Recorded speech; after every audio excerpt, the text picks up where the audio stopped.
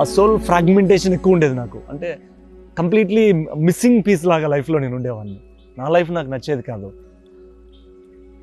కానీ ఈ మెడిటేషన్లోకి వచ్చిన తర్వాత నా లైఫ్ మీనింగ్ ఏంటో అర్థమైంది నాకు. లోకనాథ్ అంటే ఈ లోకంలో ఉండడము, అట్ ద సేమ్ టైం ఈ లోకంలో ఏదైతే చేయడానికి వచ్చానో అది కంప్లీట్గా ఈ లైఫ్ టైంలో కంప్లీట్గా చేయాలని వచ్చాను, చేస్తాను కూడా. సో మీనింగ్ చాలా ఉన్నాయి. డాక్టర్ న్యూటన్ చెప్పారు, నువ్వు లోకానికే నాథుడు అని చెప్పేసి. అందుకే నీ పేరు సార్థకం చేస్తున్నావు అన్నారు. 2012లో అన్నారు ఇది మాట. So I'm here to become friend to every one and also I want to help millions of people. నా డ్రీమ్, నా గోల్, నా డిజైర్, నా పర్పస్, నా ధర్మం ఏంటంటే ఈ బాడీలో ఉండగానే ఒక 100 కోట్ల మంది లైఫ్స్ని ఇంపాక్ట్ చేయాలి అని నా సంకల్పము. 2011లో లాస్ట్లో వచ్చింది ఇది. 2011, 2012 ఆ టైంలో డాక్టర్ న్యూటన్ గారు నన్ను చూస్ చేసుకున్నారు ఈ సోల్ కోచ్ అనే వర్క్కి. అప్పుడు ఎన్నో బ్లాగ్స్, ఎన్నో ఫియర్స్, ఎంతో ఇంబ్యాలెన్స్ ఉండేది నా లైఫ్లో. బట్ గురువు ఆ స్పార్క్ అనేది చూస్తారు శిష్యుల్లో. మన గురువులు అది చూస్తారు, రికగ్నైజ్ చేస్తారు. మనం ఏంటంటే ఆ డార్క్ సైడ్తో మనం ఐడెంటిఫై ఉంటాం, ఆ సర్కిల్లో ఉండిపోతాము. కానీ మనం ఆ లైట్ సైడ్ వెళ్ళాలి, మనం కాంతి వైపు వెళ్ళాలి. ఆ డార్క్ సైడ్ని ఎంబ్రేస్ చేసుకొని దాన్ని హీల్ చేసుకొని విజ్డమ్ అంతా తీసుకోవాలి మనము, ఆ ట్రాన్స్ఫార్మ్ అవ్వాలి మనము. సో నా లైఫ్లో నేను 2011లో పిరమిడ్ వ్యాలీలో మౌనంలో ఉండాలి అని నాకు వచ్చింది. 41 రోజు మౌనంలో ఉండాలని వచ్చింది. ఎందుకంటే డీప్ డిప్రెషన్, సూసైడల్ టెండెన్సీ హైగా ఉండేవి, కానీ ఎప్పుడు ట్రై చేయలేదు.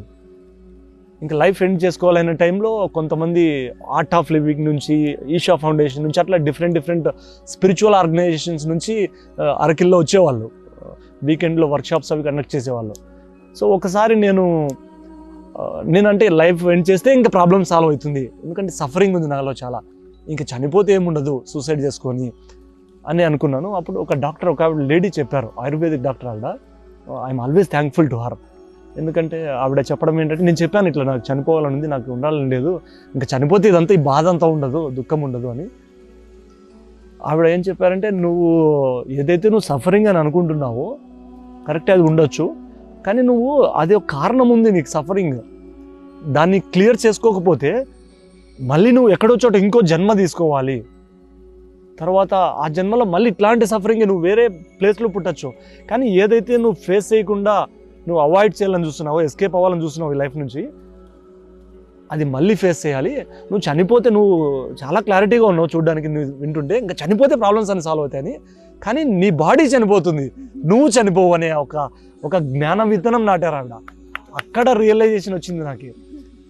ఓకే, ఇంతకాలము ఒక 6 నెలలకు పైన, ఎందుకంటే 2 సంవత్సరాలకు పైన నేను 2.5 years హైలీ సూసైడల్ డిప్రెషన్లో ఉన్నాను.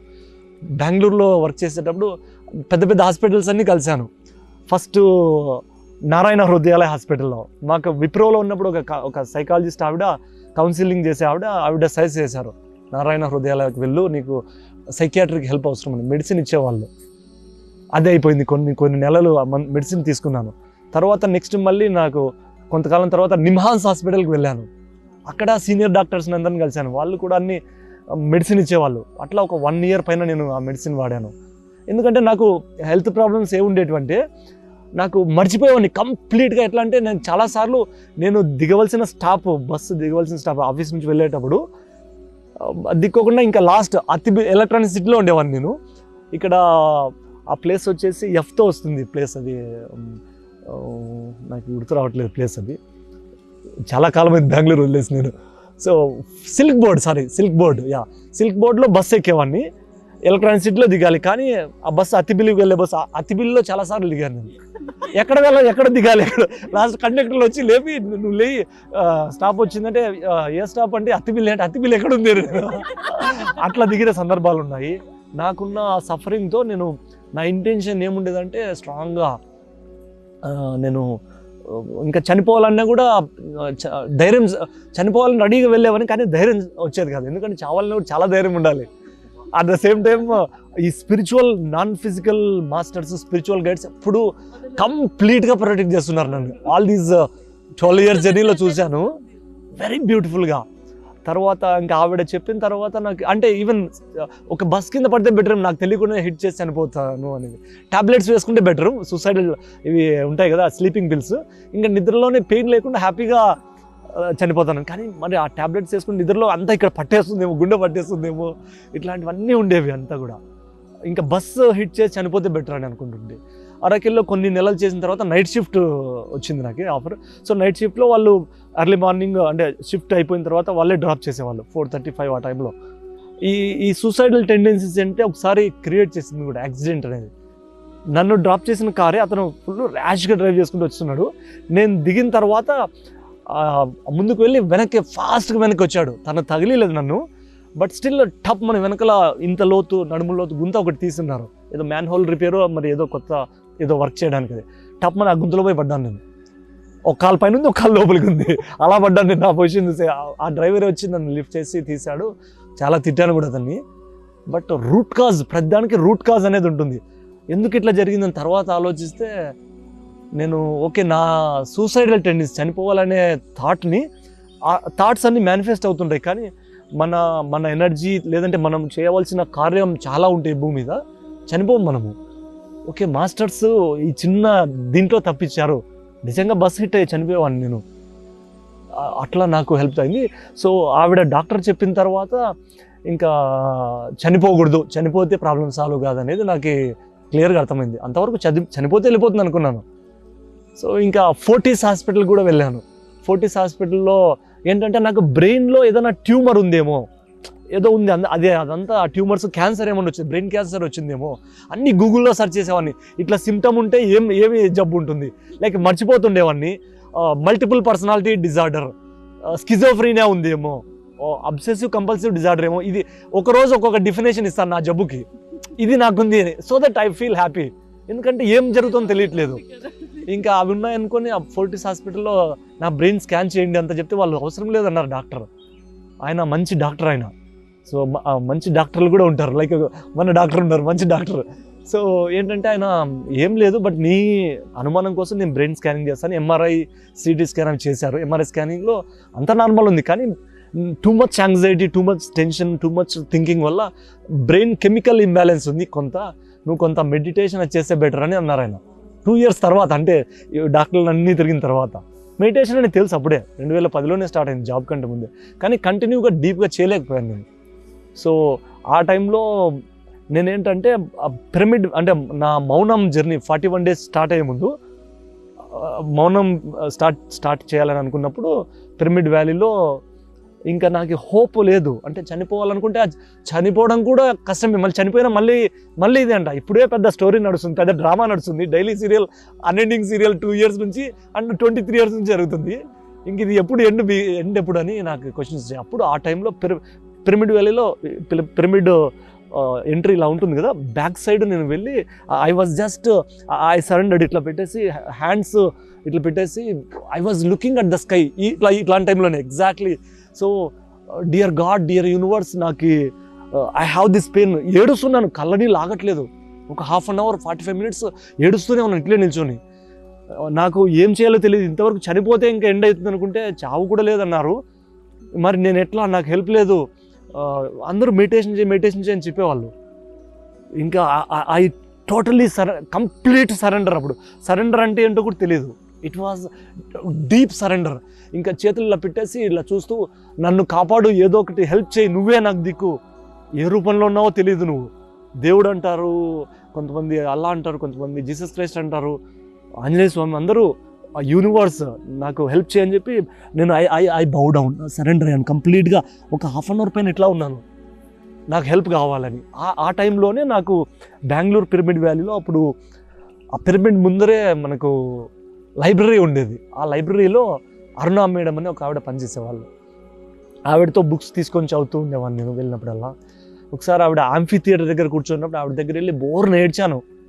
ఆవిడ 2 hours 3 hours విన్నారు నేను చెప్పినవన్నీ కూడా. ఆవిడ షీజ్ ఎన్ ఏంజల్.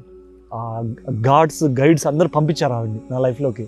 ఆవిడ చెప్పారు, డాక్టర్ న్యూటన్ అని ఒకరు ఉన్నారు, ఆయన్ని నువ్వు కలిస్తే నీకు సొల్యూషన్ దొరుకుతుంది, ఇవన్నీ నీ కర్మలు వచ్చింటాయి నువ్వు చెప్తున్నావు ఇవన్నీ మీ మదర్ ఇట్లా చేశారు, మీ ఫాదర్ ఇట్లా చేశారు, మీ సిస్టర్స్ ఇట్లా చేశారు, ఇట్లా ఫెయిల్యూర్ అన్నీ నువ్వు ఉన్నావు కదా, ఇవన్నీ ఈ లైఫే కాదు గత జన్మల నుంచి వస్తుంటాయి అవి, వాటి ప్రభావం అనేది నీ లైఫ్ మీద ఉంటుంది. డాక్టర్ న్యూటన్ గారు పాస్ట్ లైఫ్ రిగ్రెషన్ థెరపీ అని చేస్తారు, ఆయన దగ్గర చేయించుకుంటే ఏ దేశమైనా అన్నాను, మన దేశమే అన్నారు.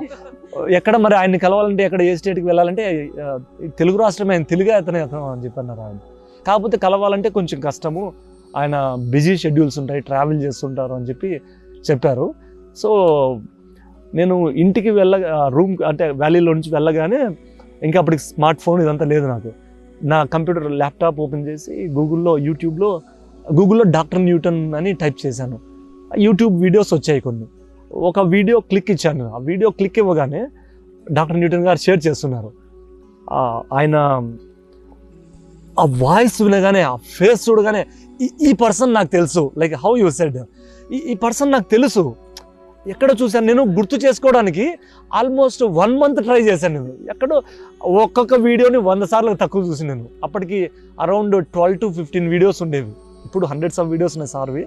2011 ఫిబ్రవరిలో ఇది జరిగింది. సో నేను ఆయన చూడగానే ఈయన్ని కలిశాను నేను. ఎక్కడ కలిశాను అబ్బా, ఎక్కడ అని ఆలోచిస్తున్నాను. ఆ పాస్ట్ లైఫ్ నుంచి, లేదంటే ఆల్రెడీ పాస్ట్ కనెక్షన్స్ అన్నీ ఓపెన్ అయ్యాయని చూడగానే. ఆయన వినగానే ఈయన్ని కలవడం కోసమే నేను బతికున్నాను కూడా, ఈయన్ని కలవాలి, నేను చేయాల్సిన జాబ్ ఇది కాదు, ఈయన్ని కలవాలి, ఈయన దగ్గర నుంచి నేర్చుకోవాలి అని చెప్పి ఆయనకి మెయిల్స్ పెట్టడము, ఫేస్బుక్లో రిక్వెస్ట్ పెట్టడము, అంటే మెసేజ్ చాట్ కమ్యూనికేషన్ జరిగేది. ఆయన రిప్లై ఇచ్చేవాళ్ళు. He was so kind towards me and towards everyone. Sridevi గారిని కలువు, క్వాంటమ్ లైఫ్ యూనివర్సిటీ, అప్పటికి లైఫ్ యూనివర్సిటీ అని పిలిచేవాళ్ళం, లైఫ్ రీసెర్చ్ అకాడమీ అని ఉండేది అప్పటికి ఇంకా. సో అక్కడ వెళ్ళి బంజారాహిల్స్లో కలువు సెషన్స్ తీసుకోమని. నేనైతే లేదు సార్ మీతోనే తీసుకోవాలి సెషన్స్ అని చెప్పి నేను అడిగేవాడిని. ఆయన ఒకసారి శ్రీదేవి గారిని కలువు అని చెప్పేవాళ్ళు. సో ఆయన కోసం ఒక 9 months వెయిట్ చేశాను నేను, డాక్టర్ న్యూటన్ గారి కోసం, ఆయన కలవడం కోసం. 2011 GCSS, అప్పుడు GCSS అని పిలిచేవాళ్ళు, global congress of spiritual scientist, GCSS అని. ఆ ప్రోగ్రాంలో ఫస్ట్ డాక్టర్ న్యూటన్ గారిని చూశాను. 4 రోజుల ప్రోగ్రామ్ అది. First day, second day, third day wait చేస్తూనే ఉన్నాను. ఫస్ట్ అయితే కలిశాను, విజిట్ చేసి మీట్ అయ్యి వాళ్ళని హక్ చేసుకొని చూడగానే ఎంత లవ్, అసలు ఇంకా ఫస్ట్ టైం నా లైఫ్లో అంత great presence, great energy, great love వాళ్ళు చూపిస్తుండే వాళ్ళ మాటల్లో. ఎట్లా అంటే ఇంకా ఏంటి వీళ్ళని ఫస్ట్ టైమే కలుస్తున్నాను కానీ ఇంత ప్రేమ చూపిస్తున్నారు నా పైన. మా అమ్మ నుంచి, మా నాన్న నుంచి ఎవరి నుంచి చూడలేదు అంత ప్రేమ. ఇంకా నా హార్ట్ మెల్ట్ అయిపోయింది ఈయన్ని కలవాలని. అప్పుడే నాకు తెలిసింది, అంత కలిసే ముందు ఏంటంటే ఒక వీడియోలో ఈ లైఫ్ కోచ్ ట్రైనింగ్ ప్రోగ్రామ్ అని ఒక వీడియో ఉంటుంది, 13 minutes వీడియో. అది చూసేటప్పుడు, అంటే సోల్ కోచ్ ప్రోగ్రామ్ అది, అప్పుడు లైఫ్ కోచ్ అని ఉండేది. స్లోగా అది సోల్ కోచ్ ట్రైనింగ్ ప్రోగ్రామ్, దాన్ని ఇప్పుడు సోల్ కోచ్ ట్రాన్స్ఫర్మేషన్ ప్రోగ్రామ్గా మార్చడం జరిగింది. ఈ ప్రోగ్రామ్ నేను చేయాలి. ఆ ప్రోగ్రాంలో సార్ ఎక్స్ప్లెయిన్ చేస్తున్నారు ఆ వీడియోలో టెలిపాథీ గురించి, ESP గురించి, క్లియర్ ఆడియన్స్ గురించి, ఆస్ట్రల్ ట్రావెల్ గురించి, డ్రీమ్స్ గురించి. అవన్నీ ఒక్కొక్క పదం వినే కొద్దీ నాలో తెలియని బండిల్స్ ఆఫ్ ఎనర్జీ బయటకు వస్తుంది. ఇది నేను నేర్చుకోవాల్సింది, ఇది నేర్చుకోవాలని. సో ఈ జాబ్ కాదు, ఈ జాబ్ నాకు సూట్ అవ్వదు. ఆ జాబ్కు నేను సూట్ అవ్వచ్చు కానీ ఆ జాబ్ నాకు సూట్ అవ్వదు.